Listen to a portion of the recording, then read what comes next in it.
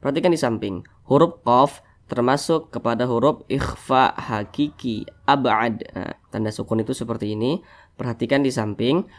Huruf qalqalah itu ada 5. Salah satunya adalah huruf dal. Nah, Assalamualaikum warahmatullahi wabarakatuh. Semoga saudara semuanya yang ada di rumah senantiasa dalam keadaan sehat, dipermudah segala urusannya, dan dilancarkan rezekinya oleh Allah Subhanahu wa Ta'ala. Amin, amin ya rabbal alamin. Baiklah saudaraku semuanya, kita kali ini akan kembali lagi belajar membaca Al-Quran dan juga tajwidnya. Di sini kami akan terus berupaya untuk membantu saudara semuanya yang memiliki niatan untuk memperbaiki bacaan Al-Qurannya, kemudian juga untuk mempelajari ilmu tajwid dengan sangat mudah.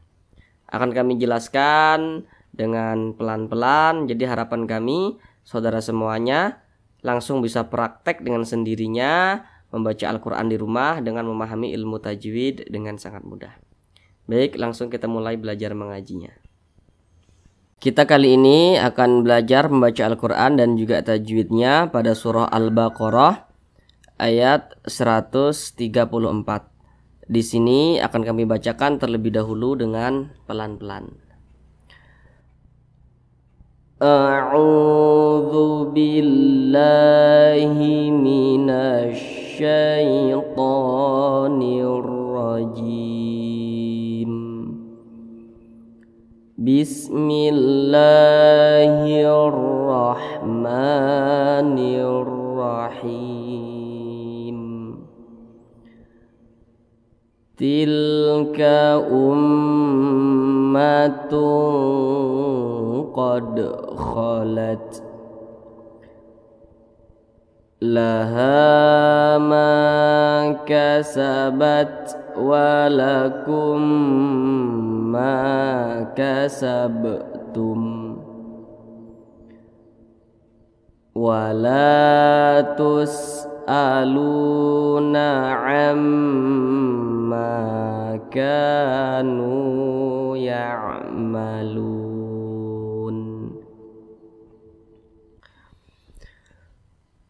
Baik, sekarang kita bahas tentang tajwidnya dengan pelan-pelan.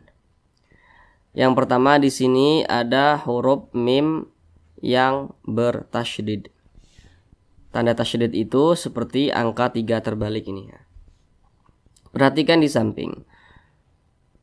Hukum mim bertasydid dan juga nun bertasydid itu nama hukumnya adalah gunnah musyaddadah. Nah, karena dia gunnah, jadi ya dibaca gunnah. Gunnah itu berdengung. Nah, jadi bacanya itu digunnahkan atau didengungkan.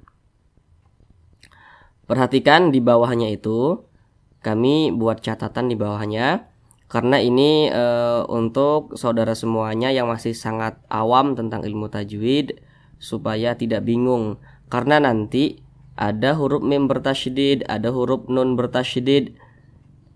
Hukumnya bukan gunnah musyaddadah karena kemasukan huruf sebelumnya.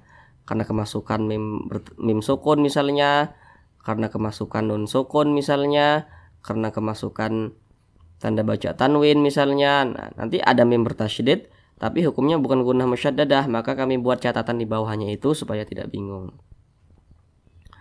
Jadi dia mim bertasydid gunnah musyaddadah kalau huruf sebelumnya itu berbaris dhammah atau berbaris kasrah atau berbaris fathah. Nah, perhatikan di sini. Ini mim bertasydid, di belakangnya ada huruf hamzah berbaris dhammah. Nah, maka berarti ini hukumnya gunnah musyaddadah. Jadi dibaca berdengung atau digunnahkan. Suaranya itu kita tahan atau kita panjangkan. Panjangnya itu 2 sampai dengan 3 harokat. Jadi 2 sampai dengan 3 ketukan.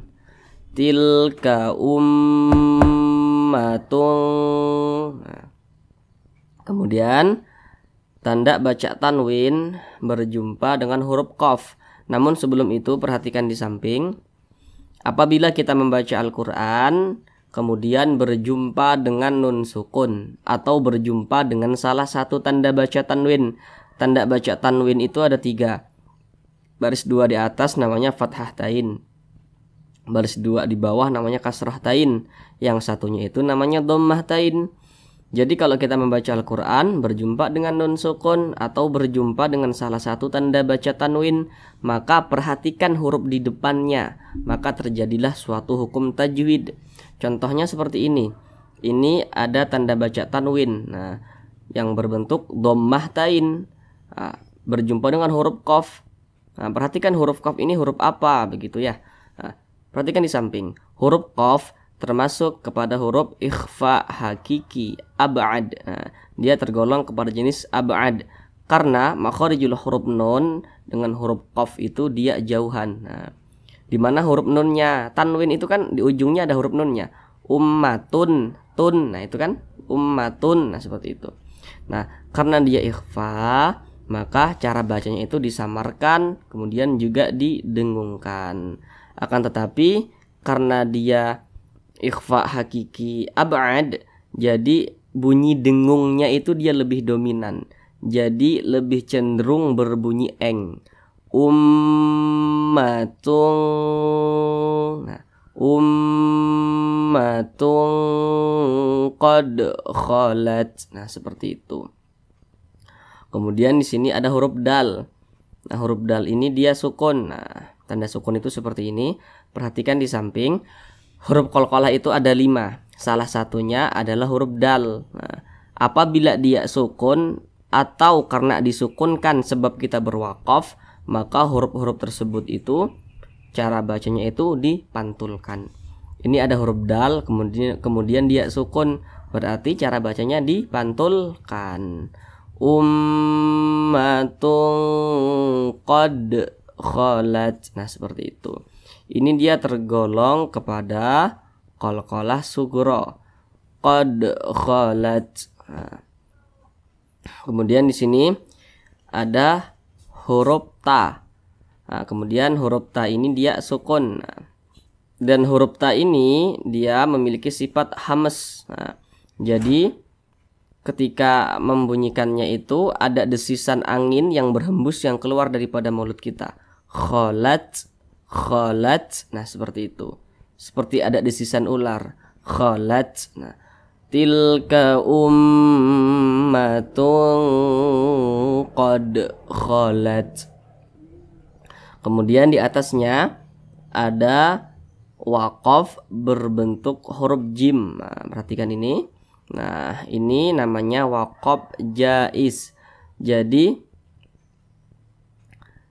maknanya itu terserah kita mau berhenti di sini juga tidak apa-apa, mau kita wasolkan atau kita teruskan tidak berhenti pada huruf ta juga tidak apa-apa jika dia waqaf jaiz.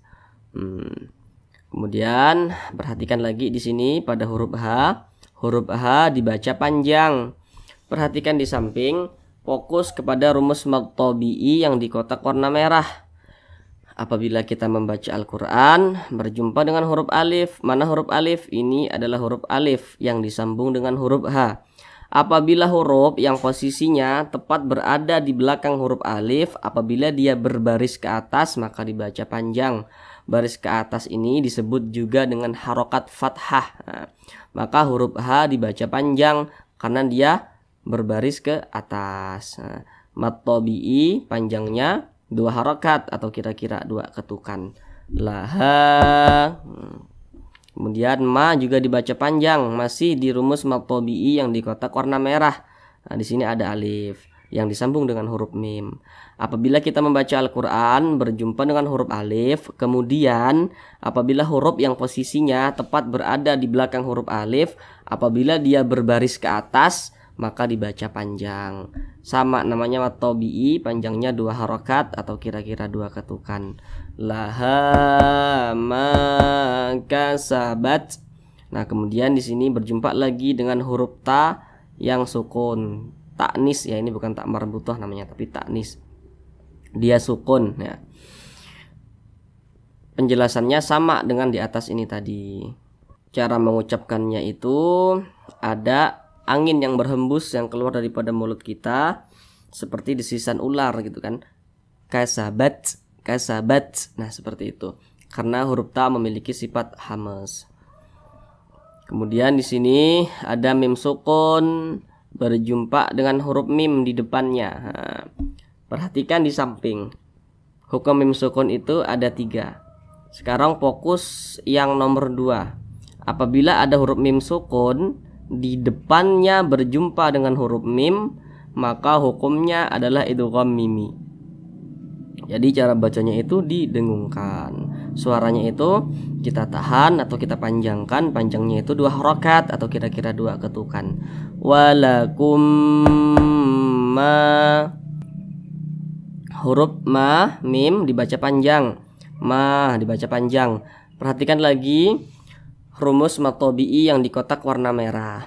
Apabila kita membaca Al-Quran berjumpa dengan alif, kemudian apabila huruf yang posisinya tepat berada di belakang huruf alif, apabila dia berbaris ke atas maka dibaca panjang. Maka huruf mim dibaca panjang karena dia berbaris ke atas atau memiliki harokat fathah dan posisinya tepat berada di belakang huruf alif. Mad tabi'i panjangnya 2 harokat atau kira-kira 2 ketukan. Walakum ma kasabtum. Nah, kemudian huruf ba ini dia sukun. Perhatikan di samping huruf qalqalah itu ada 5. Salah satunya huruf ba. Apabila dia sukun berarti dipantulkan. Kasab, mantul seperti itu. Kasabtum. Dan dia tergolong kepada qalqalah sughra atau qalqalah kecil.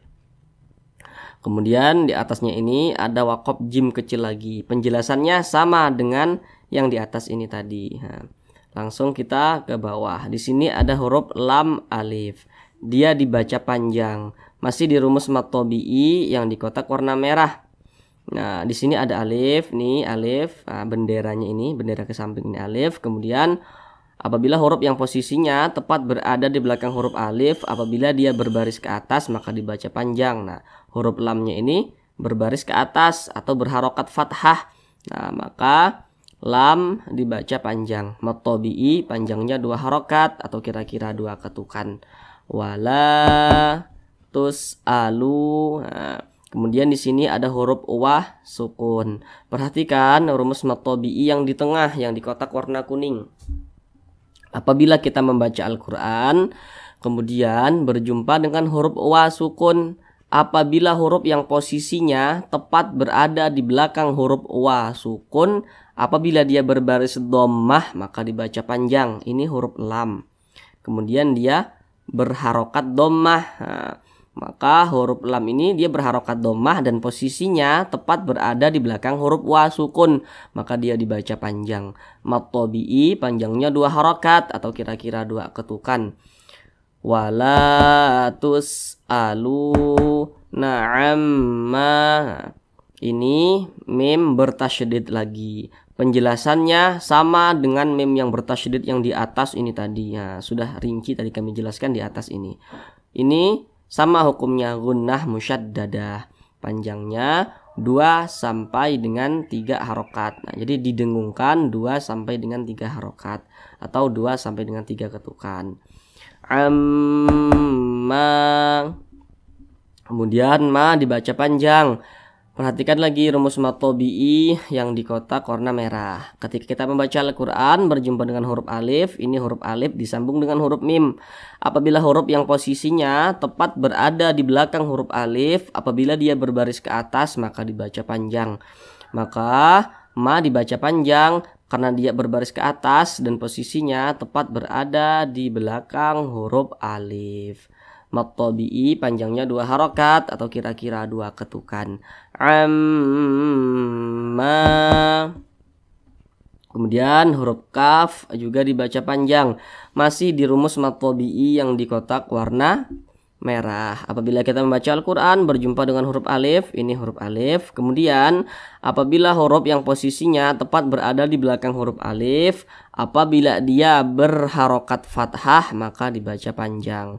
Nah, ini huruf kaf, dia berbaris ke atas atau berharokat fathah dan posisinya tepat berada di belakang huruf alif. Ini huruf alif, ini huruf kaf, berbaris ke atas huruf kafnya, maka dia dibaca panjang. Mad tabi'i panjangnya 2 harokat atau kira-kira 2 ketukan. Kanu. Nah, Nu juga dibaca panjang. Perhatikan rumus mad tabi'i yang di kotak warna kuning yang di tengah. Apabila kita membaca Al-Quran berjumpa dengan huruf wa sukun, kemudian apabila huruf yang posisinya tepat berada di belakang huruf wa sukun, apabila dia berbaris dhammah maka dibaca panjang. Ini huruf wa sukun. Kemudian di belakangnya ada huruf nun. Kemudian dia berbaris dhammah atau berharokat dhammah. Maka huruf nun dibaca panjang. Mad tabi'i panjangnya 2 harokat atau kira-kira 2 ketukan. Kanu. Kemudian lun. Ini baca panjang juga, masih di rumus mad tabi'i yang di kotak warna kuning. Apabila kita membaca Al-Quran berjumpa dengan huruf wa sukun, kemudian apabila huruf yang posisinya tepat berada di belakang huruf wa sukun, apabila dia berharokat dhammah atau memiliki tanda baca dhammah, maka dibaca panjang. Ini huruf lam, posisinya tepat berada di belakang huruf wa sukun, kemudian huruf lamnya ini berharokat dhammah, maka dibaca panjang. Pada awalnya ini namanya mad tabi'i, akan tetapi mad tabi'inya itu berjumpa dengan huruf yang kita sukunkan atau kita matikan, sebab huruf tersebut tidak dibaca panjang dan kita berwaqaf pada huruf tersebut, maka namanya berubah menjadi mad arid li sukun. Panjangnya boleh 2 harokat, boleh 4 harokat, boleh 6 harokat. Yang terpenting konsisten dalam sekali bacaan.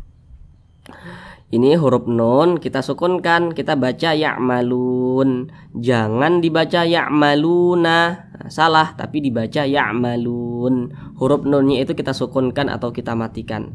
Ketika kita membaca Al-Quran, kemudian apabila kita berhenti atau berwaqaf tepat di huruf yang tidak dibaca panjang, maka huruf tersebut harus kita sukunkan atau kita matikan. Ini kita berwaqaf tepat di huruf nun. Huruf nun tidak dibaca panjang, maka huruf nun harus kita sukunkan. Sekarang kita ulang lagi, baca bersama-sama dari awal.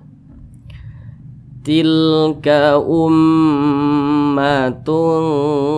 qad khalat laha ma kasabat walakum ma kasabtum wala tus'aluna amma kanu ya'malun. Shadaqallahul azim.